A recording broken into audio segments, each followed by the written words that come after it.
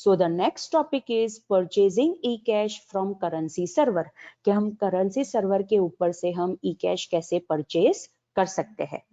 Now this purchasing of eCash from currency server has two steps. First step is हमें currency server के ऊपर account बनाना पड़ेगा and second step is कि हमें वो particular account के अंदर उतना money maintain करना पड़ेगा कि जितना हमें purchase करना है in terms of eCash. Again I repeat, there are two steps which are involved within purchasing eCash from currency server. First is हमारे पास वो पर्टिकुलर करेंसी सर्वर के ऊपर अकाउंट होना चाहिए, मतलब हमें अकाउंट बनाना पड़ेगा एंड सेकंड इज वो अकाउंट के अंदर हमें इनफ मनी मेंटेन करने पड़ेंगे ताकि हम वो मनी का यूज करके ई कैश परचेज कर सके, राइट। लेकिन स्टूडेंट्स कभी कभी ऐसा भी होता है कि जरूरी नहीं है कि ये करेंसी सर्वर के ऊपर हम जो अकाउंट क्रिएट कर रहे हैं उसके अंदर ही हमें मनी मेंटेन करने की जरूरत पड़े। अगर हमारे पास पेपर करेंसी है तो उसके ऊपर से भी हम ई कैश को परचेज कर सकते हैं, right right. Again I repeat students कि ऐसा नहीं है कि हम जो अकाउंट एस्टेब्लिश कर रहे हैं उसके अंदर ही हमें इनफ मनी मेंटेन करने पड़ेंगे। कभी कभी ऐसा भी होता है कि अगर हमें ई कैश को परचेज करना है तो उसके लिए हम पेपर करेंसी भी हम यूज कर सकते हैं, और अगर हम पेपर करेंसी यूज करेंगे तो वहां पे हमें एनोनिमिटी मिलेगी। अगेन आई रिपीट, वहां पे हमें एनोनिमिटी मिलेगी एंड जिसके पास बैंक अकाउंट नहीं है वो भी ई कैश को जनरेट कर सकता है अगर उसके पास पेपर करेंसी है तो। Now what is the term anonymity? Anonymity का मीनिंग ये होता है कि किसी को भी पता नहीं चलेगा कि ये ई कैश किसका है। अगेन आई रिपीट, एनोनिमिटी का मीनिंग ये होता है कि किसी को भी पता नहीं चलेगा कि ये ई कैश का यूज करके कौन से बंदे ने ट्रांजैक्शन किया है। फॉर एग्जाम्पल, आपके पास 100 रुपीज है, आपने वो 100 रुपीज का यूज करके एक शॉप के ऊपर से कोई चीज बाई की। अब आपने शॉपकीपर को वो 100 रुपीज दे दिए। By the end of the day will that shopkeeper will able to bifurcate के ये 100 रुपीज किसने दिए है, ये पर्टिकुलर 100 रुपीज की नोट किसने दी है? नो, वो बंदा ये बाइफरगेट नहीं कर पाएगा, वो बंदा ये डिपिक्ट नहीं कर पाएगा कि ये पर्टिकुलर 100 रुपीज की नोट किसने दी है। That is the concept of anonymity. और अगर हम ई कैश को पेपर कैश के ऊपर से परचेस करेंगे या फिर पेपर करेंसी का यूज करके परचेस करेंगे तो वहां पे भी हमको ये एनोनिमिटी का फीचर मिलेगा और हम वहां पे एनोनिमिटी मेंटेन कर पाएंगे। And along with that obviously जिसके पास बैंक अकाउंट नहीं होगा वो भी ई कैश को परचेस कर पाएगा, right. So this is the thing we need to consider कि अगर हमें ई कैश को करेंसी सर्वर के ऊपर से परचेस करना है। Okay, now the thing is that हम स्टेप बाय स्टेप हम देखते हैं इन डिटेल कि ये सारी चीजें कैसे होती है और क्यों इस हिसाब से ही करनी पड़ेगी, right. So the first thing is that कि अगर कस्टमर को ये ई कैश चाहिए, राइट, मतलब ई कैश जनरेट करवाना है तो उसका वो पर्टिकुलर सेंट्रल ऑनलाइन बैंक के ऊपर अकाउंट होना चाहिए। अगेन आई रिपीट, उसका सेंट्रल ऑनलाइन बैंक के ऊपर अकाउंट होना चाहिए। Now the thing is that कभी कभी ऐसा भी होता है स्टूडेंट्स कि सारे बैंक इंटरनेशनल यूज के लिए सपोर्ट नहीं भी करते हैं बिकॉज वहां पे मल्टीपल करेंसी ट्रांजैक्शन होता है। अगेन आई रिपीट, कभी कभी ऐसा भी होता है कि ये जो सारे करेंसी सर्वर्स है उसमें से कोई कोई करेंसी सर्वर ऐसे भी होते हैं कि जो हमें ये ई कैश को इंटरनेशनल यूज करने की परमिशन नहीं देते हैं बिकॉज वहां पे मल्टीपल करेंसी ट्रांजैक्शन हो जाता है। लेकिन अगर हम चाहते हैं कि ये ई कैश सब जगह पे यूज हो तो हमें ये एक्सेस प्रोवाइड करना पड़ेगा। मतलब अगर फॉरेन सर्विसेज है या फिर लोकल सर्विसेज है, कोई भी जगह पे ये पर्टिकुलर ई कैश का यूज करके ट्रांजैक्शन कर सकते होने चाहिए कस्टमर्स। सो ये हमें वहां पे सपोर्ट देना पड़ेगा। और अगर हम ये सपोर्ट देना चाहते हैं तो हमें ई कैश को मल्टीपल करेंसीज के ऊपर बनाना पड़ेगा। मतलब e cash must be available in multiple currencies, मतलब अगर आप रुपीज कंसिडर करना चाहते हैं तो रुपीज में भी पॉसिबल होना चाहिए, अगर आप डॉलर कंसिडर करना चाहते हैं तो डॉलर में भी पॉसिबल होना चाहिए, अगर आप येन कंसिडर करना चाहते हैं तो येन में भी ये चीज पॉसिबल होनी चाहिए। And it will be possible by banking that E cash with several banks. Again I repeat, ये तभी पॉसिबल होगा अगर हम ये ई कैश को सेवरल बैंक्स के मतलब सेवरल बैंक्स में उसे सपोर्ट प्रोवाइड करे। बिकॉज आपको पता है कि एक ही बैंक आपको सारी करेंसीज का सपोर्ट नहीं भी दे सकती, इसीलिए हमें ई कैश को सेवरल बैंक के ऊपर से बैक करना पड़ेगा, मतलब सेवरल बैंक उसे सपोर्ट करे उस हिसाब से हमें बनाना पड़ेगा, right.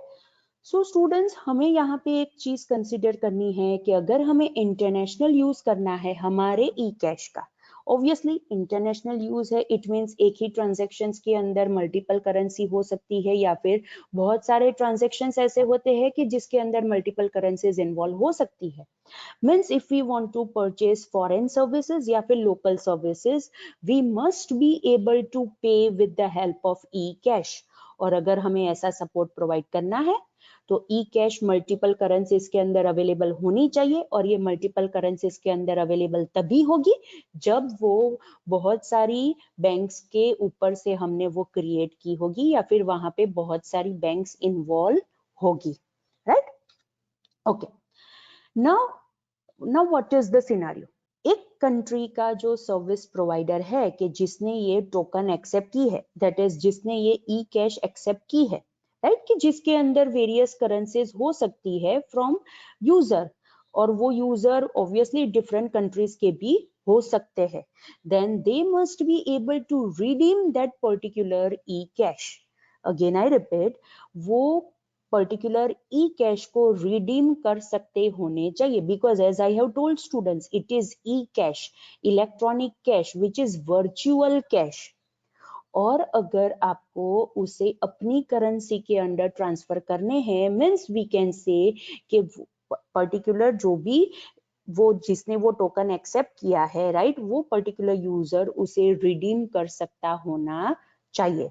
Means the fund must be transferred back to the banks in the local country, right. जो लोकल कंट्री है मतलब जो खुद की कंट्री है, वो खुद की कंट्री के बैंक अकाउंट के अंदर वो फंड ट्रांसफर हो सकते होने चाहिए, right. So this is the important thing. और ये सारी चीजों को करने के लिए देयर इज अ सोल्यूशन कि हम ऐसा एसोसिएशन बना सकते हैं ऑफ डिजिटल बैंक्स, कि जैसा ये वीजा का है, जो क्रेडिट कार्ड और डेबिट कार्ड की जो ऑर्गेनाइजेशन है, राइट। लाइकवाइज हम ये ई कैश के लिए भी हम डिजिटल बैंक्स का एसोसिएशन बना सकते हैं कि जहां पे हम बहुत सारी चीजों को स्टैंडर्डाइज कर सकते हैं। बिकॉज स्टूडेंट्स, आपको पता होगा कि ये जो वीजा कार्ड होता है, मास्टर कार्ड होता है, उसका यूज करके आप इंटरनेशनल ट्रांजैक्शंस भी कर सकते हो, आप मल्टीपल करेंसीज के अंदर भी ट्रांजैक्शन कर सकते हो, लेकिन उसमें भी कैटेगरीज होती है। सारे वीजा कार्ड, सारे मास्टर कार्ड आपको ये इंटरनेशनल ट्रांजैक्शन करने की परमिशन नहीं देता है। सो ये सारी चीजों को स्टैंडर्डाइज करने के लिए हम ये डिजिटल बैंक्स का एसोसिएशन क्रिएट कर सकते हैं इन टर्म्स ऑफ ई कैश। अगर हमें ई कैश को ऐसा बनाना है कि वो इंटरनेशनली ट्रांजैक्शन करने के लिए भी हम उसे as a payment system use करें, राइट। सो नाउ यू अगर कस्टमर को वो पर्टिकुलर ई कैश जनरेट करना है तो उसे क्या करना पड़ेगा।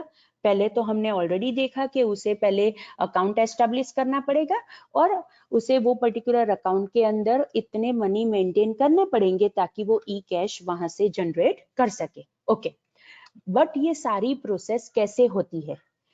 कस्टमर, उसके पास जो ई कैश सॉफ्टवेयर होगा अपने कंप्यूटर के ऊपर, वहां से वो एक रैंडम नंबर जनरेट करेगा which will serve as a note, मतलब cash that is in terms of note.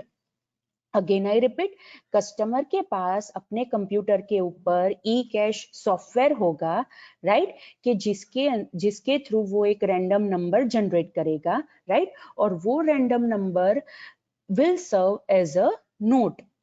Now what is the thing? In exchange for money debited from the customer account, customer के account में से जो भी money debit हुए हैं, bank, what bank will do? Bank will uses its private key to digitally sign the note. ये ई cash का note तो यहाँ पे कस्टमर ने जनरेट किया है, लेकिन ऑब्वियसली बैंक उसे डिजिटली साइन करनी चाहिए ताकि वो प्रूफ रहे कि this E cash is a genuine E cash.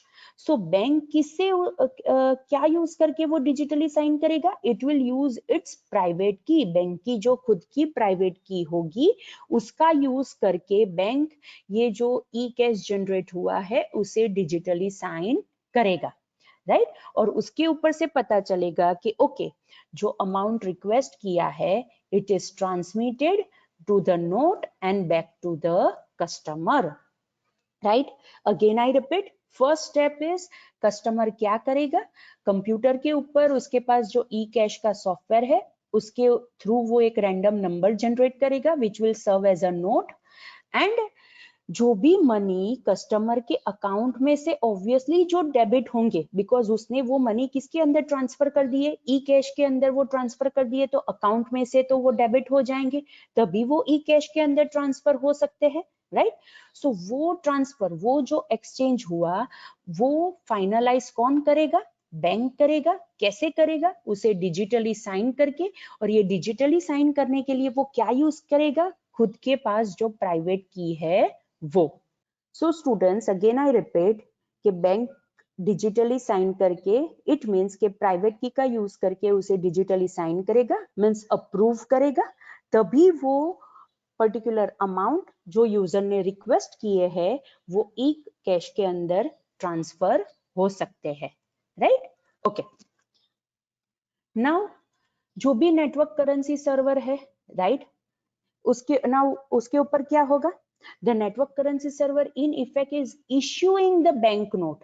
जो मैंने पहले ही बोला कि करेंसी सर्वर के ऊपर से हमें ये ई कैश परचेज करना पड़ेगा, तो ये जो नेटवर्क करेंसी सर्वर है, राइट, ये जो बैंक नोट इश्यू कर रहा है वो कैसे इश्यू करेगा? With one serial number and the amount, कि जितने अमाउंट का आपने ई कैश मांगा है वो अमाउंट और उसके साथ आपको एक सीरियल नंबर देगा, राइट? और जो बैंक ने डिजिटली साइन किया है, मींस बैंक कमिट कर रही है कि ये जो अमाउंट ये पर्टिकुलर बैंक नोट के ऊपर लिखा हुआ है उसके अंदर उतनी ही वैल्यू है कि जितनी रियल मनी की होती है। Again I repeat, bank digitally sign करके कमिट कर रहा है कि ये जो नोट जनरेट हुई है और वो नोट के अंदर जो भी अमाउंट लिखा है उसकी उतनी ही वैल्यू है कि जितनी रियल करेंसी की होती है। So that is committed by the bank, right? Again I repeat, currency server को जो बैंक नोट इश्यू कर रहा है उसके ऊपर वो एक सीरियल नंबर लिखेगा and along with that amount वहां पे लिखेगा। अब बैंक डिजिटली साइन कर रहा है ये करेंसी नोट के ऊपर, इट मींस के बैंक कमिट कर रही है कि ये नोट की उतनी ही वैल्यू है कि जितनी रियल करेंसी की होती है। मतलब जो अमाउंट ये नोट के ऊपर लिखा है, ई कैश के अंदर लिखा है, उसकी उतनी ही वैल्यू है, right? Okay, now this method of generation of note is a secure. क्यों सिक्योर है? बिकॉज कस्टमर और मर्चेंट दोनों में से कोई भी उसे काउंटरफिट नहीं कर सकता, काउंटरफिट नहीं कर सकता इन टर्म्स ऑफ उसे डुप्लीकेट नहीं कर सकता, राइट? और एंड अलोंग विद दैट उस बैंक ने जो डिजिटल सिग्नेचर की है उसे भी वो डुप्लीकेट नहीं कर सकता। That's why this method of note generation is very secure. Because जैसे मैंने आपको पहले ही बताया था स्टूडेंट्स कि यहाँ पे जो हम प्राइवेट की बात कर रहे हैं वो बैंक की प्राइवेट की है कि जिसका यूज करके एनकोड हो रहा है, और वो प्राइवेट की कस्टमर या फिर मर्चेंट के पास नहीं होती है। कस्टमर या फिर मर्चेंट के पास पब्लिक की होती है कि जिसका यूज करके वो उसे डिकोड करके चेक कर सकते हैं कि ओके उसके अंदर कितनी वैल्यू है, right. That's why it is written over here कि ये जो हम नोट जनरेशन मेथड यूज कर रहे हैं it is secure because customer और मर्चेंट दोनों में से कोई भी डिजिटल सिग्नेचर जो बैंक की है उसे डुप्लीकेट नहीं कर सकता, right. Okay, now pair and पेई can verify the payment is valid और नॉट। ऑब्वियसली जैसे मैंने आपको पहले ही बताया कि बैंक तो खुद की प्राइवेट की या फिर सीक्रेट की का यूज करके उसे साइन तो करते हैं, लेकिन अगर पेयर या फिर पेई दैट इज बायर और सेलर, कस्टमर और मर्चेंट दोनों को ये पेमेंट को वेरीफाई करना है कि वैलिड है कि नहीं है, तो खुद की पब्लिक की का यूज करके वो कर सकते हैं। मतलब बैंक ने जो पब्लिक की उन्हें इश्यू करके दी है उसका यूज करके मैसेज को डिकोड करके उसे वैलिडेट कर सकते हैं, वेरीफाई कर सकते हैं कि ये पेमेंट वैलिड है कि नहीं है, right. Now the thing is that bank is protected against forgery in terms of what, right. Bank is protected against forgery, मतलब कोई भी क्राइम होता है तो बैंक इज प्रोटेक्टेड। कैसे? Payee against the refuse bank refusal, right. Payee मतलब कौन? Pair और पेई। पेयर मतलब जो पे कर रहा है वो, एंड पेई मींस जो वो पर्टिकुलर पेमेंट रिसीव करेगा वो, right. And another thing, the user against false accusation, right. User के सामने अगर कोई फॉल्स एक्यूजेशन होता है कि भैया ये ई कैश ये बंदे का नहीं था, उसने ऐसे ही यूज कर दिया है, या फिर पेयर पेई कि जो एक्सेप्ट करेगा ये ई कैश, अगर दोनों के ऊपर कोई भी मतलब फ्रॉड होता है, क्राइम होता है, राइट, तो बैंक वहां पे प्रोटेक्ट करता है। अगेन आई रिपीट, बैंक वहां पे प्रोटेक्शन प्रोवाइड करता है बिकॉज आफ्टर ऑल जो ई कैश जनरेट हुआ है वो बैंक ने डिजिटली साइन किया था, तो ऑब्वियसली उसे वहां पे प्रोटेक्शन देना पड़ेगा, राइट। ऑलराइट, सो स्टूडेंट्स यहाँ पे मैंने ये समझाया कि हमें करेंसी सर्वर पे से जो ई कैश परचेज कर रहे हैं वो कैसे करेंगे, किस हिसाब से वो ई कैश परचेज होगा, जनरेट होगा इन टर्म्स ऑफ नोट, कौन उसे साइन करेगा, कौन कमिट करेगा कि इसके अंदर जो मनी है उसकी उतनी ही वैल्यू है कि जितनी रियल करेंसी की होती है, राइट। वो सारी चीजें हमने यहाँ पे डिस्कस की।